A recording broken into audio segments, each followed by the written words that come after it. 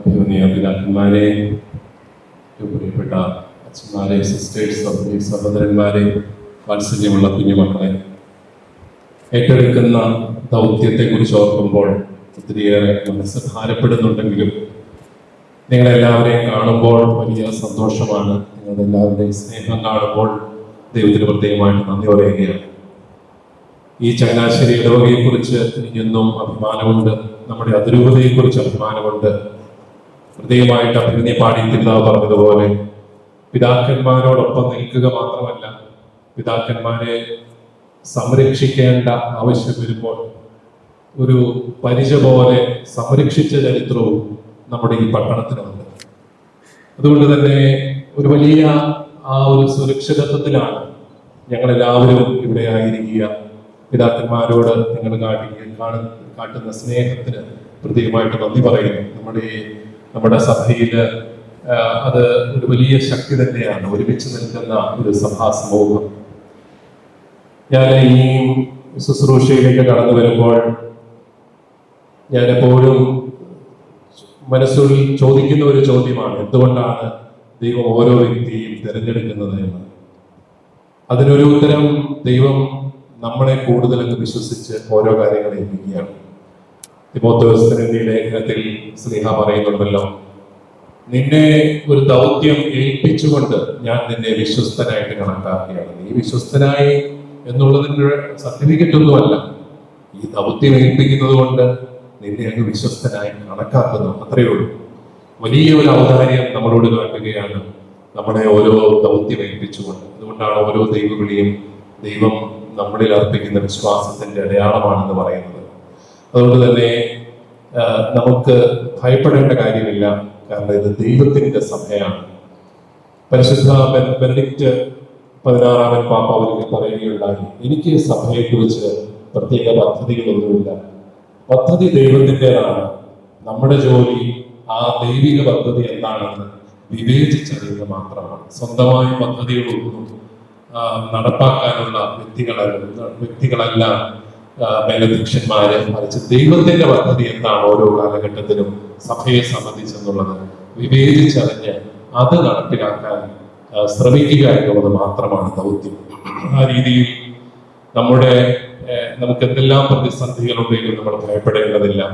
അലറി വിളിക്കുന്ന കടലിന്റെ നടുവിലാണെങ്കിലും തോണിയിൽ കർത്താവുണ്ടോ എന്ന് നോക്കിയാൽ മാത്രം മതി. കർത്താവുണ്ടെങ്കിൽ പിന്നെ നമുക്ക് ഏത് കാറ്റിനെയും കോളിനെയും നേരിടാനായിട്ട് സാധിക്കും. ഈ നമ്മുടെ അതിരൂപത വലിയൊരു ചരിത്രമുള്ള അതിരൂപത. അഭിമന്യ ചാൾസ് നെവിഞ്ഞി പിതാവ് തുടക്കം കുറിച്ചു, അഭിമന്യ മാക്കിൽ പിതാവ്, അതിനെ തുടർന്ന് കുര്യാളശ്ശേരി പിതാവിലൂടെ ഇതൊരു രൂപതയായി ഉയർത്തപ്പെട്ടു. അഭിമന്യ കാളാശ്ശേരി പിതാവ്, അഭിമന്യ കാവകാട്ട് പിതാവിന്റെ കാലത്ത് ഇത് അതിരൂപതയായി. അഭിമന്യ പടിയറ പിതാവിന്റെ വലിയ ശുശ്രൂഷ നമുക്ക് 15 വർഷം ലഭിച്ചു. അഭിമന്യ പൗത്തിരി പിതാവിന്റെ സാന്നിധ്യം നമുക്കുണ്ടായി. അഭിമന്യ പെരുന്തോട്ട പിതാവിന്റെ വലിയ ശക്തമായ നേതൃത്വം ഈ കഴിഞ്ഞ 17 വർഷങ്ങളിൽ നമുക്കുണ്ടായി. അതുകൊണ്ട് തന്നെ നമുക്ക് നമ്മുടെ അതിരൂപതയെ കുറിച്ച് അഭിമാനിക്കാം. നമ്മുടെ അതിരൂപത ഒത്തിരി നല്ല അതിരൂപതയാണ്. ഈ പൊതുസമൂഹത്തിന് മുഴുവൻ വലിയ സംഭാവനകൾ നൽകിയ ഒരു സഭാ സമൂഹമാണ് നമ്മൾ. ചാൾസ് നെവിഞ്ഞി പിതാവ് കോട്ടയത്ത് നിന്ന് ചങ്ങനാശ്ശേരിക്ക് ആസ്ഥാനം മാറ്റുമ്പോൾ അതിനൊരു കാരണമായിട്ട് അദ്ദേഹം കണ്ടത് ഈ ദേവാലയമാണ്. അന്ന് തന്നെ നമ്മുടെ കാരണവന്മാര് ഈ ദേവാലയം പണിതിരുന്നു. അതോടൊപ്പം ഈ ചങ്ങനാശ്ശേരി പ്രദേശത്തുണ്ടായിരുന്ന 10,000-ഓളം കത്തോലിക്ക കുടുംബങ്ങൾ അദ്ദേഹത്തിന് വലിയൊരു ശക്തിയായിട്ട് തോന്നി. ആ ഒരു പാരമ്പര്യത്തിലാണ് നമ്മളെല്ലാവരും മുന്നോട്ട് പോവുക. നമ്മുടെ നല്ല വൈദികര് എന്നും സഭയോട് കൂറുള്ള വൈദികരായി അവർ രൂപീകരിക്കപ്പെട്ടു. അഭിമന്യ പിതാക്കന്മാരെല്ലാം നമ്മുടെ വൈദിക ഗണത്തെ അങ്ങനെ രൂപപ്പെടുത്തി. അതുപോലെ നമുക്ക് നല്ല സ്വഭാവബോധമുള്ള വിശ്വാസി ഗണമുണ്ട്, അവരെയും രൂപപ്പെടുത്തി. അതുകൊണ്ട് തന്നെ എൻ്റെ ഈ ശുശ്രൂഷ ദുർഘടമാവില്ല എന്ന് തന്നെ ഞാൻ വിശ്വസിക്കുകയാണ്.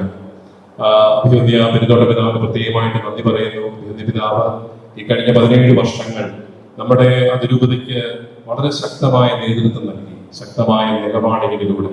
ഇന്ന് സീറോ മലബാർ സിനഡ് അദ്ദേഹത്തിന് നന്ദി പറഞ്ഞുകൊണ്ട് സംയുക്ത ഇടയലേഖനത്തിൽ ഒരു വാക്ക് പറയുന്നുണ്ട്, കുലീനമായ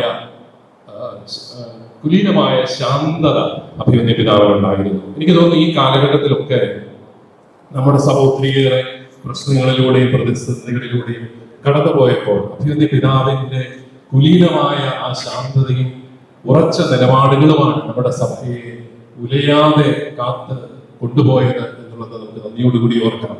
പിതാവിനോടൊപ്പം 7 വർഷം ഞാൻ സഹായമെത്രാനായിട്ട് ശുശ്രൂഷ ചെയ്തു. ആ കാലഘട്ടത്തിനെല്ലാം പിതാവിനോട് ഞാൻ പ്രത്യേകമായിട്ട് നന്ദി പറയുന്നു. പിതാവിന്റെ അഭിഷേകത്തിലൂടെയാണ് ഞാൻ മെത്രാൻ ശുശ്രൂഷയിലേക്ക് വന്നത്. അദ്ദേഹം എന്റെ ഗുരുനാഥനാണ്. അഭിമന്യ പിതാവ് തുടർന്നും അരമനയിൽ തന്നെ താമസിച്ചുകൊണ്ട് ഞങ്ങളോടൊപ്പം ഉണ്ടാവും എന്ന് പ്രത്യേകമായിട്ട് ഞാൻ പ്രതീക്ഷിക്കുകയാണ്. അതോടൊപ്പം അഭിമന്യ ഭൗതിക പിതാവിനെ ഓർക്കുന്നു, പിതാവിന്റെ വലിയ വാത്സല്യവും സ്നേഹവും ഓർക്കുന്നു. അഭിമന്യ ജോർജ് കോച്ചേരി പിതാവ് നമുക്ക് എന്നും വലിയൊരു പിന്തുണയാണ്. പിതാവ് ഒരുപക്ഷെ മാതൃരൂപതയെ എത്രമാത്രം സ്നേഹിക്കുന്ന ഒരു മെത്രാൻ, പ്രത്യേകിച്ച് വത്തിക്കാന്റെ ഡിപ്ലോമാറ്റിക് സർവീസിലൊക്കെ ജോലി ചെയ്ത് തിരിച്ചു വന്ന് മാതൃരൂപതയ്ക്ക് വേണ്ടി തന്റെ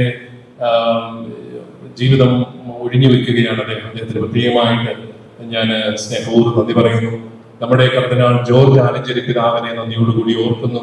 അദ്ദേഹവും എന്നും ഒരു മാർഗദർശിയായിരുന്നു, വഴികാട്ടിയായിരുന്നു. അഭിമന്യ പാടിയത്ത് പിതാവ് നല്ല സഹോദരനായിട്ട് തന്നെ ഈ ദിവസങ്ങളിലെല്ലാം എന്റെ കൂടെ ഉണ്ടായിരുന്നു. പിതാവിനോടൊപ്പം ചങ്ങനാശ്ശേരി അതിരൂപതയിൽ അഭിമന്യ പിതാവ് സെന്റ് ജൂസ് ആയിരുന്നു. ഞങ്ങളെല്ലാം ഒരുമിച്ചുണ്ടായിരുന്നു. ആ ഒരു വലിയ സ്നേഹം എന്നും പിതാവ് കാത്തു സൂക്ഷിക്കുന്നു. ഈ ദിവസങ്ങളിലെല്ലാം ശക്തിപ്പെടുത്തിക്കൊണ്ട് പിതാവ് കൂടെ ഉണ്ടായിരുന്നത് ഞാൻ ഓർക്കുകയാണ്. അഭിമന്യ തുരുത്തിമറ്റ പിതാവ് നിങ്ങൾ കേട്ട് കാണും. പിതാവ് ഗോരഖ്പൂർ രൂപതയുടെ അധ്യക്ഷനായിരുന്നു ഈ അടുത്ത നാൾ വരെ. ഗോരഖ്പൂർ എന്ന് പറഞ്ഞാൽ ഉത്തർപ്രദേശ് മുഖ്യമന്ത്രി ആദിത്യ യോഗിയുടെ മണ്ഡലമാണ് ഗോരഖ്പൂർ. അവിടെയാണ് അദ്ദേഹത്തിന്റെ ആസ്ഥാനം. ഞാൻ അവിടെ പോയി പിതാവിന്റെ അച്ഛന്മാരെ മുഴുവൻ ഒരാഴ്ച ധ്യാനിപ്പിച്ചു. അതൊരു വലിയ മിഷൻ അനുഭവമായിരുന്നു. അവിടെ നമ്മുടെ വൈദികരും നമ്മുടെ സിസ്റ്റേഴ്സും ഒക്കെ ചെയ്യുന്ന ശുശ്രൂഷകൾ അത് വളരെയേറെ മഹത്തരമാണ്. അതോടൊപ്പം സാഗർ രൂപത അധ്യക്ഷനാണ് നമ്മുടെ തന്നെ പ്രിയപ്പെട്ട അത്തിക്കളം പിതാവ്. അവരെല്ലാം നമ്മൾ നന്ദിയോടുകൂടി ഓർക്കുകയാണ്. ഈ അവസരത്തില് ഇത്രയും മനോഹരമായിട്ട് നിങ്ങൾ ഈ ഒരു സ്വീകരണം സംഘടിപ്പിച്ചതിന് നന്ദി പറയുന്നു.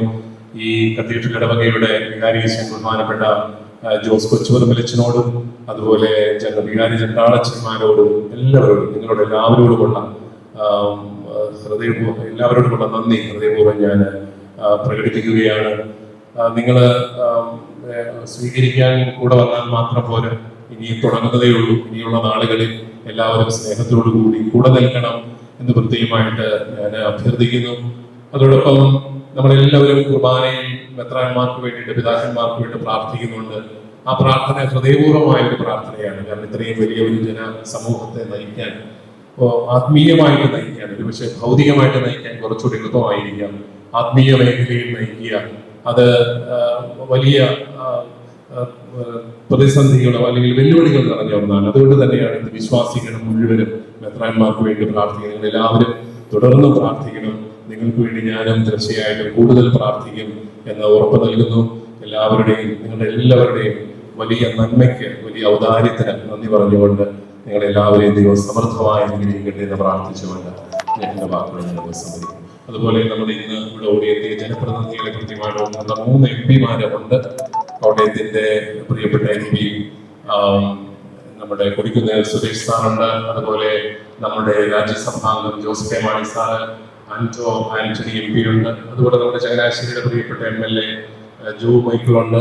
അതുപോലെ MLA-മാരുണ്ട്. നമ്മുടെ രാഷ്ട്രീയ നേതാക്കൾ വന്നിട്ടുണ്ട്.